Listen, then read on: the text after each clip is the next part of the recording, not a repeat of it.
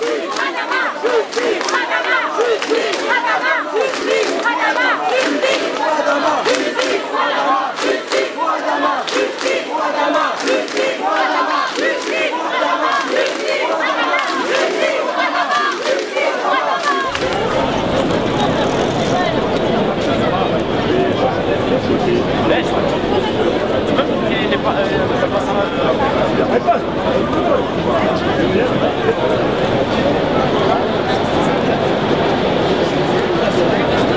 soutenir la famille Traoré et obtenir justice pour Adama.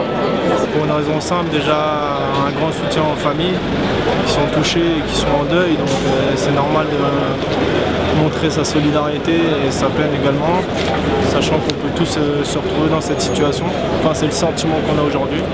Et après, c'est un souci d'éclaircissement et une demande d'explication à une police républicaine qui joue de moins en moins son rôle. Donc voilà, leur montrer qu'on n'est pas d'accord avec leurs agissements, qu'on est en droit de leur demander des comptes et qu'ils ne peuvent plus agir en toute impunité.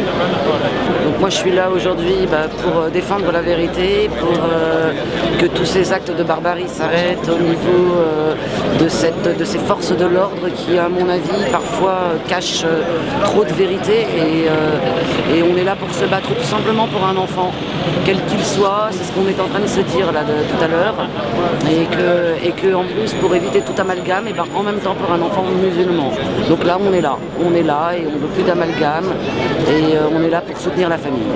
Je suis là pour une injustice, pour que cette justice soit faite par rapport à la mort d'Adama Traoré. Donc on nous a menti plusieurs fois, à plusieurs reprises à propos de sa mort.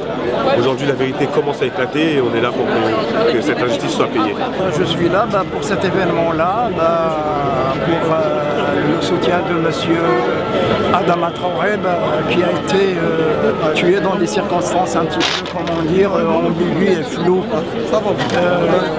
Comme d'autres, comment dire, victimes de violences policières autres que lui. Il n'y a pas que lui, c'est pas le premier, ce n'est pas le deuxième, ce n'est pas le troisième, ce n'est pas le quatrième, mais ce monsieur-là, il a été, comment dire, malmené par la police dans des circonstances qu'on ne connaît pas. Est-ce qu'il a été volontairement asphyxié, tué? Là, on n'en sait rien, on n'en sait pas plus. Il faudrait qu'on s'éclaircisse là-dessus parce que ces dérives-là ne peuvent pas continuer comme ça. Et surtout d'une police qui est censée protéger les citoyens et qui s'attaque comme par hasard à une catégorie de population qui est déjà ciblée, en l'occurrence la catégorie de la population française issue d'origine arabe ou africaine ou autre, ou Rome par exemple. Mais le phénomène n'est pas qu'en France, le phénomène il est déjà, comment dire, présent et sévit aux États-Unis où il y a plusieurs dérives. Donc si la police elle est faite pour comment dire, maintenir l'ordre social et protéger les citoyens, pas pour comment dire, les violenter. Oui, si j'ai souhaité être présente aujourd'hui, c'est parce que déjà depuis plusieurs mois, avec la loi travail, on subit des violences policières continuelles. Et cette police, on s'aperçoit qu'elle blesse et qu'elle tue. J'en veux pour preuve Rémi Fraisse, nous dans le Val d'Oise à l'Isiri, Ziad Ebouna, enfin voilà. Et on pourrait avoir un tas d'exemples comme ça. Moi, je n'ai aucune confiance dans ce qui a pu se passer. Et là, ce qui est encore plus choquant pour Adama, voilà, il y a eu plusieurs versions. Il est évident que quelqu'un qui est sportif en bonne santé, à un moment donné, s'il est décédé par asphyxie, je ne peux croire en la version de la police aujourd'hui. On veut justice aujourd'hui. Aujourd'hui, si on fait cette marche, on l'a fait au nom de Traoré Adama, mais on l'a fait aussi au nom de toute la France.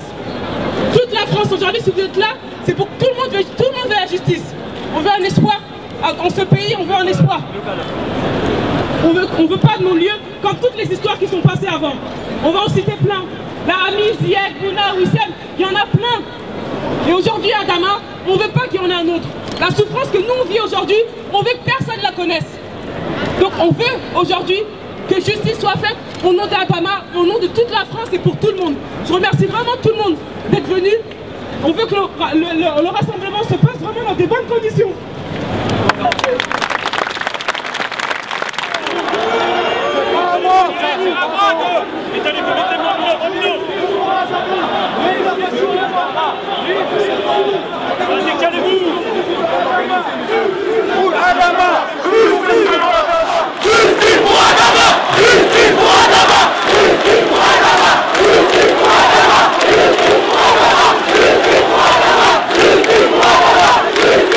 Aujourd'hui, l'État nous montre qu'il y a deux clans, nous et eux.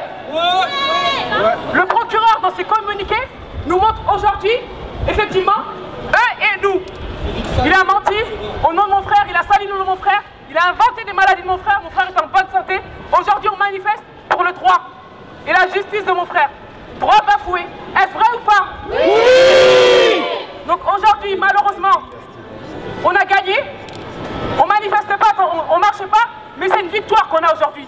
C'est une victoire, hein? Attention, hein?